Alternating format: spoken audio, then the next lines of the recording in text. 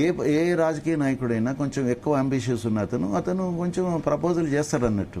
చేసినప్పుడు దాన్ని ఇంజనీరింగ్ పార్టీలో మనం చూసుకోవాలి. ఇంకొకటి, ప్రపంచంలో ఇప్పటి వరకు ఈ టెక్నాలజీతోని ఇది సీక్వెంట్ ఫైలింగ్ విధానంగా కట్టినటువంటి బారాజులు ఏ ఉన్నాయంటే ఈ మూడే ఉన్నాయి. అంటే ప్రపంచంలో మీరు కొట్టండి ఇవే వెళ్తాయి. అంటే ప్రపంచంలోనే మొట్టమొదటిసారిగా సీక్వెంట్ ఫైలింగ్ విధాన టెక్నాలజీతో కట్టిన బ్యారాజులని అప్పుడున్నటువంటి వాళ్ళు సిడబ్ల్యూసి కూడా దీన్ని అసలు కాన్ఫిడెన్స్ తీసుకోకపోవడం అనేది ఒక తప్పండి. ఇది ఎందుకు మరి సీక్వెంట్ ఫైల్ టెక్నాలజీ ఎవరు ప్రపోజ్ చేశారు? ఇది అదే కదా ఇప్పుడు అన్ని తేలవలసింది. అదే మాకు తెలిసిన కాడికి ఎల్ఎన్టీ మామూలు సంస్థ కాదు, ఇంటర్నేషనల్ గా వాళ్ళు ఎన్నో చేసిన సంస్థ.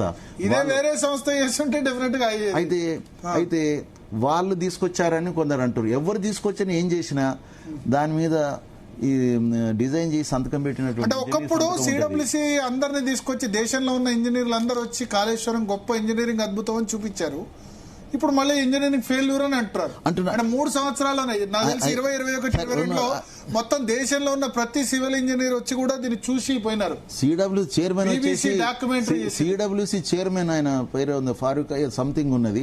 ఆయన ఎట్లా ప్రేజ్ చేశాడంటే అసలు మా వాళ్ళందరినీ ఇక్కడ పంపిస్తాను చూడడానికి అన్నట్టుగా మాట్లాడారు. అయితే మనం ఏంటంటే పేపర్ మీద ఎక్కడ కూడా సిడబ్ల్యూసిని మనం రెఫర్ చేసినట్లేదు, వారు కన్సల్ట్ చేసినట్లేదు, వాళ్ళతో వెట్టింగ్ చేయించుకున్నట్టయితే మనకి ఇంత బదనాం అయ్యే వాళ్ళం కాదు. అసలు సిడబ్ల్యూసి కనుక వెట్టింగ్ చేస్తే వాళ్ళు ఇంటర్నేషనల్ ఎక్స్పర్ట్స్ తో కూడా కలిసేవాళ్ళు. ఎందుకంటే మొదటిసారి ప్రపంచంలో చేస్తున్న మన సంగతి అఫీషియల్ గా సిడబ్ల్యూసికి మనం లెటర్ రాయలేదు. అటువంటిప్పుడు మనం ఆ రిస్క్ అయితే తీసుకోవడం జరిగింది. నేను అనుకుంటున్నా మన ఇంజనీర్లు కూడా ఏంటంటే ఎల్ఎన్టీ అంత సంస్థ కదా, అది మామూలు సంస్థ కాదు. వాళ్ళు ప్రపోజ్ చేసిందని వీళ్ళు ఏ విధంగానే మొత్తం మీద ఒప్పుకొని ఇచ్చేశారు. అది అయిపోయింది. అంటే ఇది ఒక ఫెయిల్యూర్ స్టోరీ మేడిగడ్డ కుంగిపోవడం అన్నది.